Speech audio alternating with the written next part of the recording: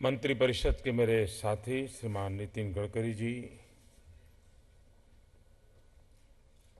हमारे मंत्रिपरिषद के साथी श्रीमान पॉन राधाकृष्णन जी,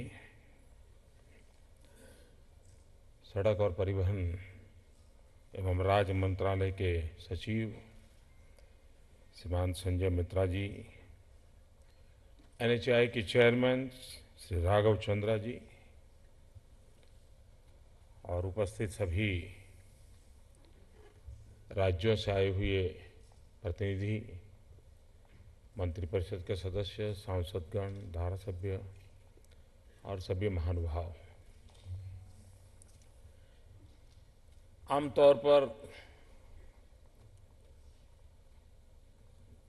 सरकार एक आध भी ब्रिज बनाती है तो एक आध रोड बना देती है तो हमारे देश में एक बहुत बड़ी घटना मानी जाती है। मीडिया का भी ध्यान रहता है और उस क्षेत्र के लोग भी उस विषय में ज़्यादा चर्चा करते हैं, क्योंकि वर्षों तक जिस चीज़ों की मांग रहती है और बड़ी मुश्किल से 15-15 साल के इंतजार के बाद कुछ होता है, तो ये हम इन चीज़ों से अनुभव करते हैं। हमने एक कॉम्प्रिहेंसिव इंटीग्रेटेड अप्रोच लिया है। हमें पता है कि भाई ये समस्याएं हैं, तो उन समस्याओं को एक पूरी ताकत से के साथ देश को समस्या से बाहर कैसे निकाला जाए। नॉर्मली सरकारें इंक्रीमेंटल काम करने की आदत रखती है। पहले 5 करते थे, अब 7 करते हैं, 7 करते फिर 10 करते हैं। हमारी कोशिश है क्वांटम जंप की, ब्रेक थ्रू की, पुरानी स्पीड और निर्णय करने की प्रक्रियाओं से एकदम से बाहर निकलना, गति बढ़ा देना, क्विक डिसीजन लेना, उसमें से ये सारी योजनाएं साकार होती हैं। सेतु भारतम, अभी नितिन जी बता रहे थे, आपको भी आश्चर्य होगा कि इतनी बड़ी सरकार, उसको एड्रेस मालूम नहीं है कि कौन सा ब्रिज कहाँ है, यानी कैसे काम किए होंगे। और मैं इसमें कोई इलेक्टेड बॉडी का दोष नहीं देता हूं कि फलाने प्रधानमंत्री थे या ढिकड़े राज्य मंत्री थे, मैं ये नहीं कह रहा हूं। व्यवस्था का दोष है ये। हमने इन चीजों को प्राथमिकता नहीं दी और इसलिए सबसे पहला काम किया कि भाई एक बार देखो तो सही इस देश में क्या है, कहां है, क्या स्थिति है। अब उसका ग्रेडेशन का काम चल रहा है कि उम्र के हिसाब से ब्रिज किस कैटेगरी में आते हैं, लंबाई चौड़ाई के हिसाब से किस कैटेगरी में आते हैं, मटेरियल के संदर्भ में किस प्रकार की डिजाइन है, कितनी पुराने जमाने की डिजाइन है, नई डिजाइन, सारा उसका ग्रेडेशन चल रहा है। और दूसरा, उसका एड्रेस पक्का हो रहा है लॉन्गिट्यूड लैटिट्यूड के माध्यम से, स्पेस टेक्नोलॉजी का उपयोग करके, कहां यहां ये ब्रिज है। हो सकता है कुछ जगह पे कागज पे ब्रिज होगा, वहां नहीं होगा, वो भी हाथ में आएगा।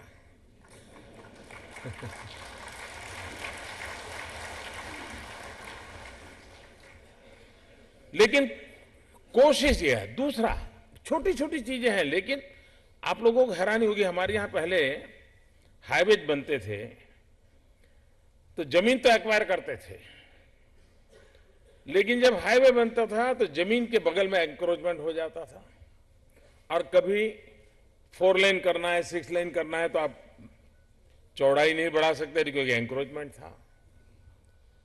एंक्रोचमेंट हटा नहीं सकते क्योंकि हर दूसरे साल चुनाव होते हैं तो कोई न कोई चुनाव सामने दिखता है तो कोई हिम्मत नहीं करता है, और फिर कोर्ट कचहरी से भी तुरंत स्टे मिल जाते हैं, तो ये कई कठिनाइयों से भी रोड बढ़ते ही नहीं है। हमने एक छोटा सा निर्णय किया। हमने कहा रोड जब बनाएंगे तो जो जमीन एक्वायर करेंगे 2 छोर पर अप्स एंड डाउन का रोड बनाएंगे और बीच में जगह खाली रखेंगे। जब एक्सपांशन करना होगा तो अंदर की तरफ करेंगे तो एंक्रोचमेंट का सवाल नहीं आएगा। अब चीजें छोटी होती हैं, लेकिन ये लंबे अरसे तक सहाय करने वाली है। उसी प्रकार से हमारे यहाँ जिस प्रकार से देश का विकास हो रहा है, तो बहुत सी चीजें आवश्यक हैं। क्यों न अभी से हम उसके साथ सामान्य मानवीय की जो फैसिलिटीज की आवश्यकता है, 20 किलोमीटर 30 किलोमीटर पर क्यों नहीं व्यवस्था करें, रेस्ट रूम वगैरह सब क्यों साथ में उसकी डिजाइन में क्यों ना हो, उस पर बल दे रहे हैं।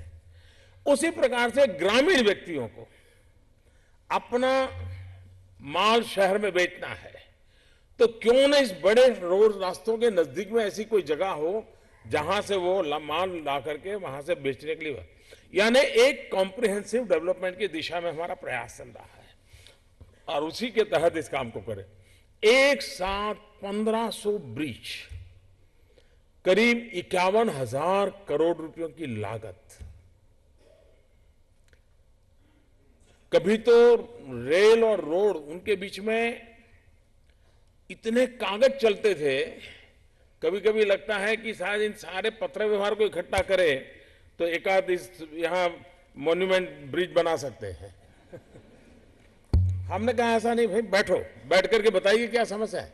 अब क्या किया है, फॉर्मूला बना दी है कि रेलवे के ऊपर ब्रिज बना है तो ऐसा बनेगा, रोड और रेल को क्रॉसिंग होता है तो ऐसा ब्रिज बनेगा, इसकी ये डिजाइन होगी, और ये डिजाइन आती है तो तुरंत उसको सैंक्शन कर दो। तेज गति से चीजें सैंक्शन हो रही है, आगे बढ़ रही है।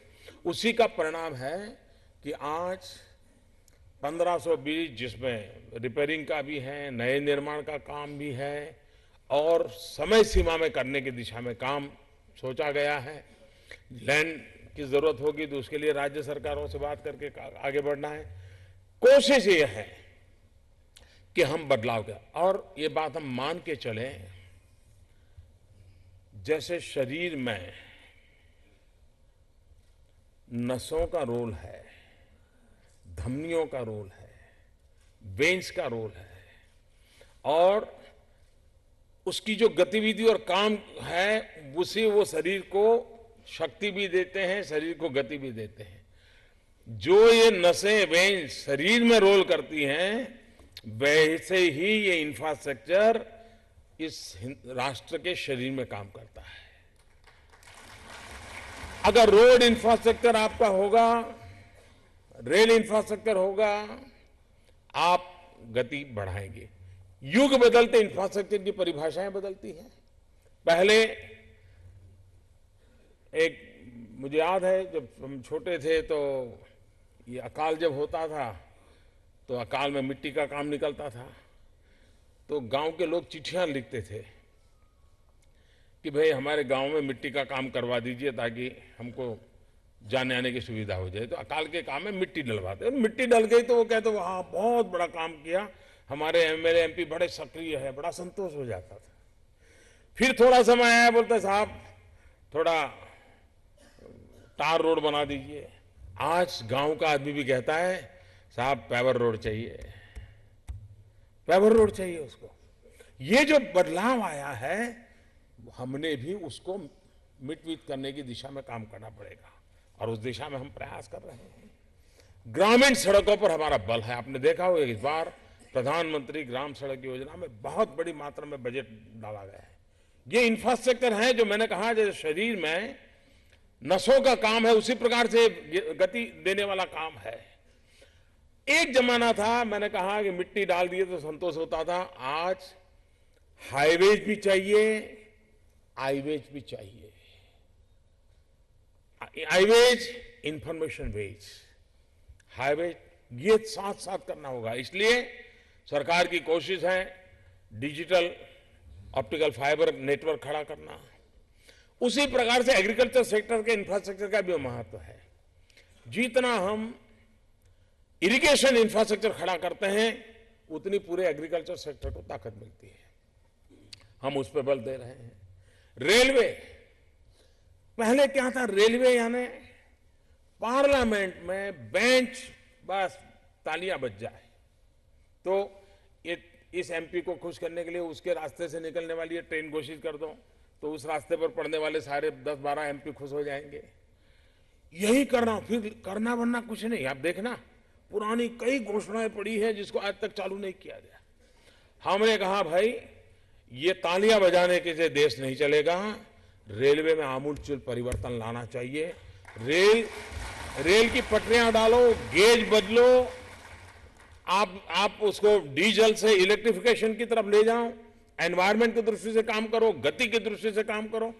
एक पूरा फोकस बदल दिया है रेलवे का।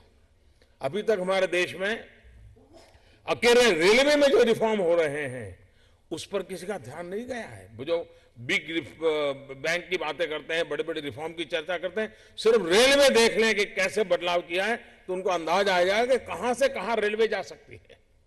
चाहे ऑप्टिकल फाइबर नेटवर्क हो, चाहे रेलवे नेटवर्क हो, चाहे रोड नेटवर्क हो, चाहे ब्रिजेज का निर्माण हो, हर एक पूरे देश में। और क्वालिटेटिव चेंज, सिर्फ किलोमीटर नहीं बढ़ाने हैं, हमने क्वालिटेटिव चेंज लाना है और एक लंबे अरसे की आवश्यकताओं की पूर्ति को ध्यान में रख करके लाना है। मुझे विश्वास है कि राष्ट्र को सशक्त बनाने में, राष्ट्र को समृद्ध बनाने में, राष्ट्र को गतिशील बनाने में इंफ्रास्ट्रक्चर अहम भूमिका अदा करता है। जैसे शरीर की मजबूती का कारण शरीर की नसों का रोल है, वेन्स का रोल है, वैसे ही राष्ट्र की मजबूती का आधार इस इंफ्रास्ट्रक्चर पर है, रोड नेटवर्क पर है, रेल नेटवर्क पर है, ऑप्टिकल फाइबर नेटवर्क पर है, वाटर कनेक्टिविटी पर है, ग्रिड कनेक्टिविटी पर है, इलेक्ट्रिसिटी जनरेशन पर है, इलेक्ट्रिसिटी सप्लाई पर है। ये चीजों पर हम जितना बल देंगे उतना ही आने वाले दिनों में परिवर्तन आने वाला है। और इसलिए ये सरकार उस दिशा में काम कर रही है। मैं नितिन जी को बधाई देता हूं कि सेतु भारतम के माध्यम से देश में ब्रिजेस की तरफ देखना। मैं तो चाहूंगा कि हमारे जितनी यूनिवर्सिटीज हैं, खास करके इंजीनियरिंग एंड आर्किटेक्चर, वे देश में सबसे ओल्डेस्ट ब्रिज, उसकी टेक्नोलॉजी, उस पर कोई पीएचडी करे कुछ स्टूडेंट, दुनिया में क्या हो रहा है उस पर पीएचडी, हम इसको एक साइंस के रूप में डेवलप करें। उसी प्रकार से हमारे इंजीनियरिंग और आर्किटेक्चर के स्टूडेंट्स, उनको इंटर्नशिप के लिए हम ब्रिजेज पर अवसर दें। बहुत बड़ी मात्रा में रोजगार की भी संभावना होगी और हमारे यहां क्वालिटी मैन पावर तैयार होगा। तो एक प्रकार से ह्यूमन रिसोर्स डेवलपमेंट भी हो, दूसरी प्रकार से इंफ्रास्ट्रक्चर भी डेवलप हो, हमारी इंस्टीट्यूशंस की कैपेबिलिटी बढ़े। उन सारी बातों को एक साथ देकर के हमें आगे बढ़ना है। मैं फिर एक बार बहुत बहुत बधाई देता हूं। बहुत बहुत धन्यवाद।